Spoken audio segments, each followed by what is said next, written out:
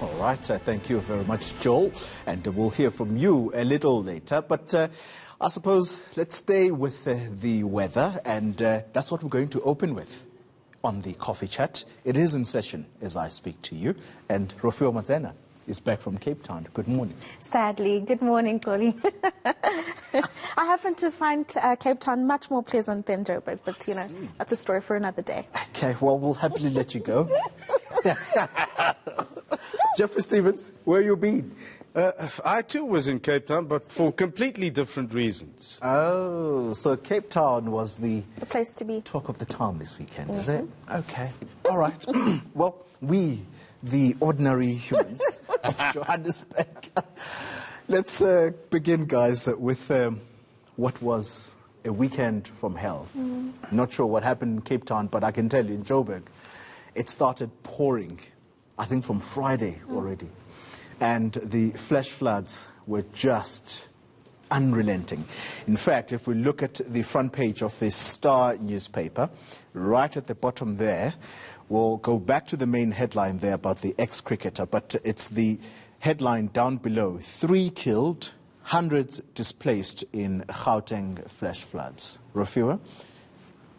Very disappointing. I saw some videos on social media, very scary videos on social media about this. And, Xoli, I don't know who we put the blame on. So here we've got people that passed away. This was mostly children that passed away in this particular story here from drowning in those flash floods, and people obviously taking chances during the rain, driving in those situations, never heeding the calls of officials who say rather find alternative routes. So this is what caused that particular mishap, or very devastating mishap. But the question I'd like to ask here is that we know what our weather is like in the country at certain seasons. Why don't we have the right infrastructure? And if we do, where's the maintenance of the stormwater drainage systems and things like that? Surely there has to be something in place. And I mean, the article talks about the fact that there is some kind of communication with the South African Weather Service. Yeah. So there is an understanding that these weather patterns are going to occur when, but we are reactive and we're not proactive, and that for me is a problem.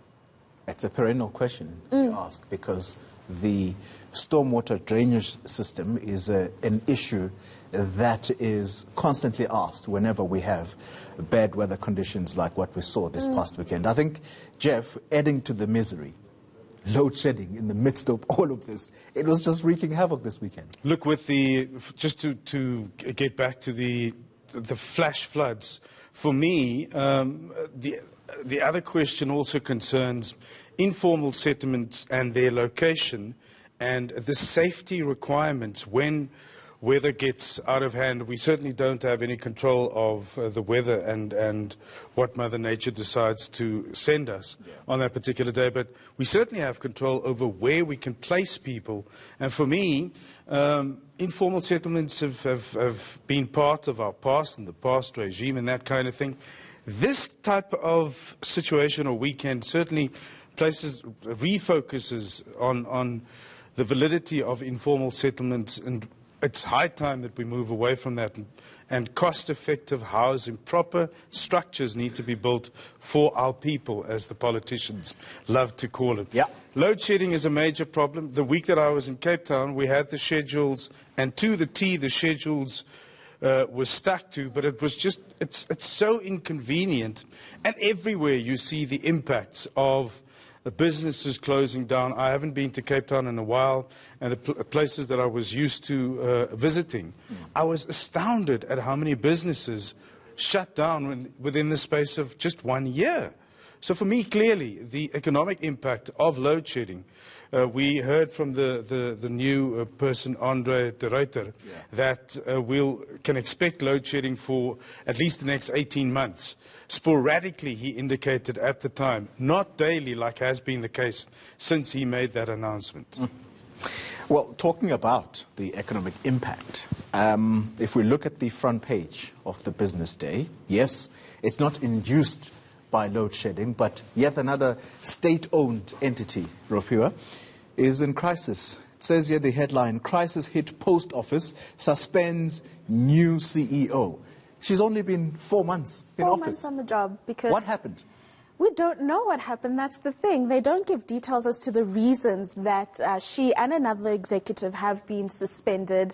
The reasons are very unclear, but this is very worrying because the post office had been turning the tide during Mark Barnes's era, and of course he resigned, and the big speculation there was that there was just too much political interference. So it's very worrying to read an article like this because it makes you wonder what exactly she went in there to do, if not to continue the turnaround strategy that was already put in place by Mark Barnes, and the kind of dealings that she might have been involved in that would cause her to be suspended after only 4 months of being on the job. I mean, the article does talk about quite a number of losses that the post office has made in the last few months, medium term. So it's going to be very interesting to see the developments that come out of the story, but very worrying indeed. I'll tell you what, I'm keen to hear from the Minister of Communications as to what exactly happened here. Is the new CEO to blame, or could she also be, in part, a player? Yes, she's heard your call. Hopefully she's watching and she'll come into studio within the hour. Well, before we get to Jeff, let's actually just deal with you very quickly. The economic week ahead. Yeah. What should we expect? Very, very miserable week ahead in terms of the economic data. We've got mining, manufacturing data coming out, retail sales as well as quarterly employment figures. Mining and manufacturing is going to be dismal. Why are we looking back to the period of December? Exactly, where we had stage 6 load shedding. So we saw a lot of manufacturers and the miners having a really tough time. On top of that, they were dealing with the US tariffs. They're not able to export their steel as much as they were before, and also the high electricity prices. And then employment figures are going to probably just show what we've seen is that employment continues to be on the rise. But in the December period, we will see probably some sectors like retail and services increasing employment because of temporary employment during the festive season. So there might be a little bit of a silver lining in that data. That's the economic week ahead with Rofhiwa Madzena. Jeffrey Stevens, let's conclude with you, sir. Back on the front page of the Star newspaper, what is that headline about? Ex-cricketer, a con artist. Who is this fellow? Look, let me be the first to admit that I certainly don't know everything about sport. And in this particular case, Dumisani Mankunzini, the name was completely foreign to me. I've never heard of this guy before. He apparently sees himself as a very well-known former cricketer of Zimbabwe. He's 29 years old, last played on the 19th of March 2011. And on the very reputable Cricinfo website, there's no record of him representing his country, as he seems to suggest in this particular case. It's regarding trips that was paid for him, accommodation, transportation, between the period September 2018 to Feb last year. And a Johannesburg businessman put up R500,000 to cover these costs, which was based on ICC-labelled emails between the businessman and Dumisani, suggesting that he'll get his money back and he'll be reimbursed by the ICC. The ICC's Claire Furlong has come out and said, look, there's no record of him being an ICC employee, so they simply can't repay this businessman his R500,000 that he's now looking for. And he was also shown by Mr. Mankunzini a ICC-labelled payslip, which suggested that he was earning in the tune of $103,500 from the ICC. So therefore, he shouldn't be worried. He'll get his money back and all of those kinds of things.